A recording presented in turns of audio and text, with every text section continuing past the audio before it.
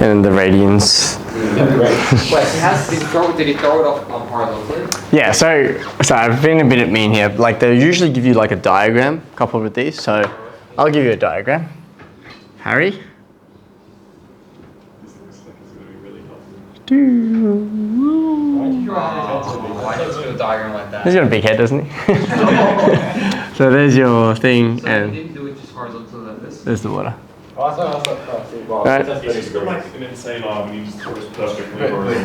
This is angle 30 degrees. I don't know if that was to the horizon or Enters into orbit. To the horizontal. They actually do talk about that as well. I just should have written it.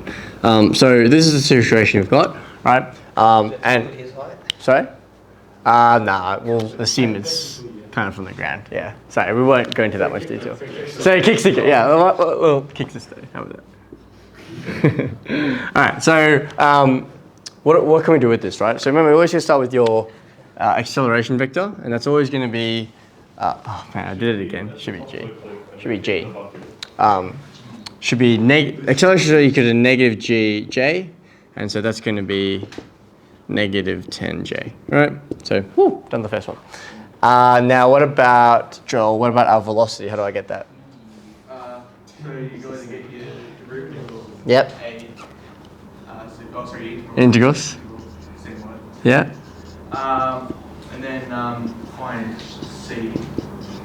So we have the integral of negative 10j dt, and then we end up with negative 10tj plus c, right? Cool. And then how do we evaluate c? Let P equal to 0. Yep. And then sub in the other equation. Yeah, so this initial velocity vector we can always use. So v at t equals 0, v would equal to, what was our thing? V cos theta I plus v sine theta j. But now we actually have these v and theta values to put in, right? What do we have? We've got 16 and 30 degrees. This one? Yeah. I'm not too sure if it's in your formula sheet or not, but I'll double check. Yeah. So we've got v is equal to 16 cos It's sort of similar to 30? the complex number one, so you use it. Yeah. I'll have a look. That's a good question. 16 sine 30 degrees j. But now this one, these are exact values, so you may want to kind of simplify them a little bit. We could write this as, what's cos 30 again?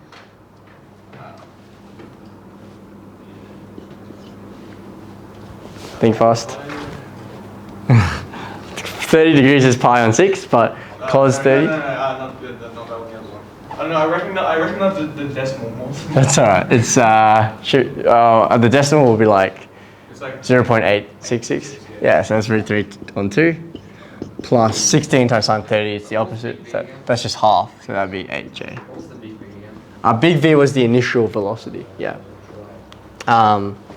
So what you can do is you can kind of put that into this part here now, and you'll basically work out that this is equal to V, right? So we can say that this is equal to 10 times T times, or 10 times 0 times J plus C, and so the constant will equal to this value. Let's put it back in, right? So our actual vector equation will be this. So we've got negative 10tj plus this value here.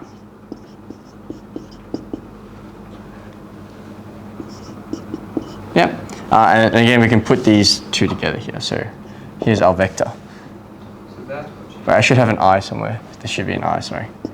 So 16 root 3i on 2 plus negative 10t plus 8j. All right. Are we done? Now, what else do we have to do? Let's go ahead and do that.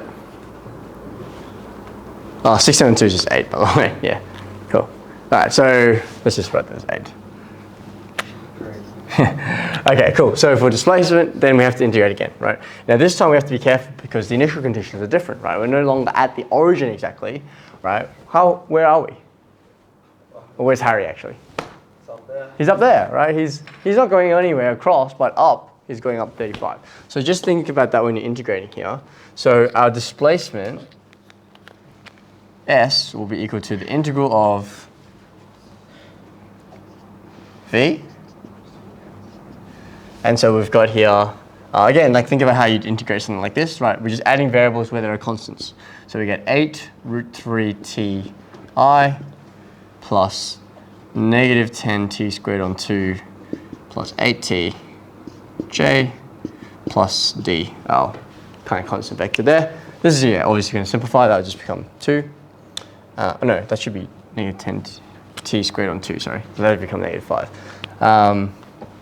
So from here, right, we still need to evaluate the constant. How are we going to do that? Well, here are the initial conditions now, right?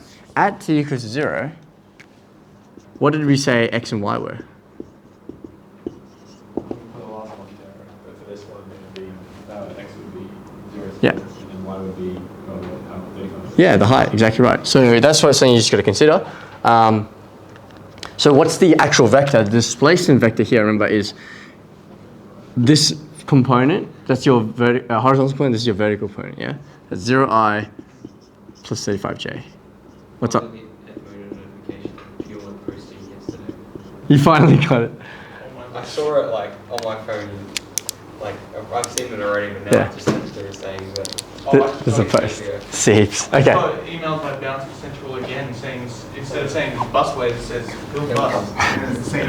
So let's get this equation, right? So we've got 35j is equal to 8 root 3 ti plus all this stuff here. So, oh, hang on, we're doing it at t equals 0, aren't we? So at t equals 0, sorry.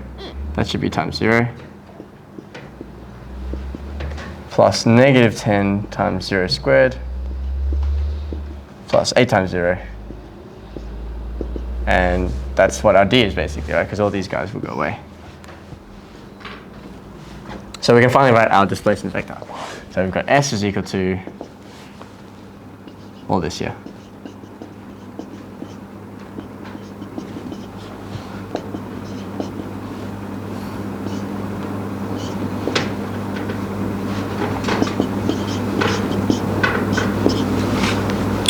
And actually, we can actually group these in the same thing, right? Because you see that these are both j components, yeah? You okay with that? I'll put it inside the brackets. Yeah. Cool. How do you feel about that so far?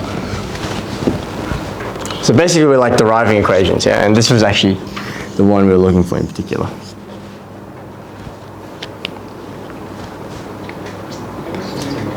We're going to have to do this for like every question. No, so the next one I'm going to give you won't do that, but I just wanted to do it twice so you get the practice of it, right? So you've got that, so far so good. Now here are the actual questions, right? So we've got time taken for the stone to land, distance from the foot of the cliff when it lands. So a few things kind of going on here. Time for it taken to land, right? Well, okay, I want the time taken for that to happen. How can I kind of talk about this stone landing in terms of a mathematical perspective? Like what kind of things can I do? Yeah, when does the x-intercept occur?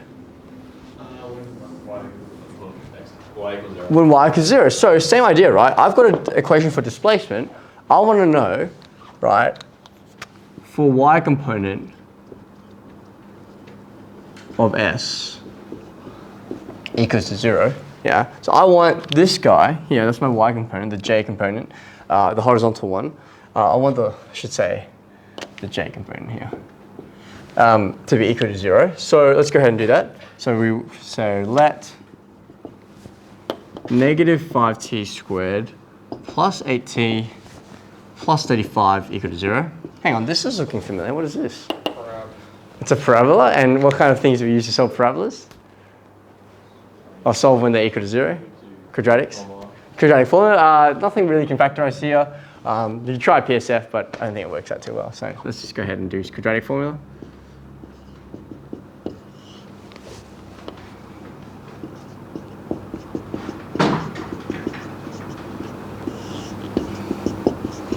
And so obviously with quadratic formula, you're going to get two answers here. So let's go ahead and find them.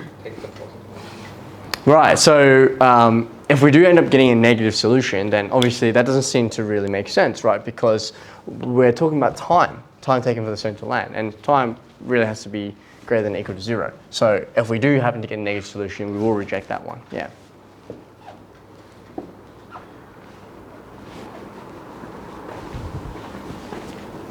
If we want to use the negative case, Sorry?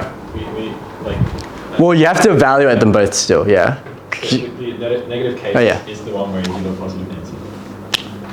Yeah, I remember seeing that. That was interesting. So make sure you actually still evaluate both of them, right? So I think you get negative 1.964 something. Sorry. Oh, that's a negative, yeah. Yeah, and what's the positive one, James? 5 point something? No. 5.3. Give me the decimals. Oh, you got 5.3. I got 3. I got 3.56. Yeah, sorry. Oh yeah, 3.5. Sorry. Are we into it? 3.56. 4. Yep. Sorry, that was me. I tried to memorize the answer. I thought it was 5 or something. Yeah. I got that, but I was just trying to go with you. Yeah. Never trust me, James. Never trust me. I always make mistakes. Okay, cool. So since t greater than or equal to 0, t is equal to 3 point. Let's round it to 2 dp seconds. Okay, awesome. So that's time, right? That's the time taken for it to land. What about the distance from the foot of the cliff when it lands? What kind of things are we thinking about here? So think about distances, right? Oh, an exit. No. What? Yeah, so this is where you got to think, right? So I know where it is. Like this is why the diagram is great. I want to know this distance here, right? How do I find that? That's the question. You can use T Full regression. and then put it back into the S. Exactly right, yeah, that's it. So you can see how all these equations kind of like start interacting with each other, yeah? So this is for part C.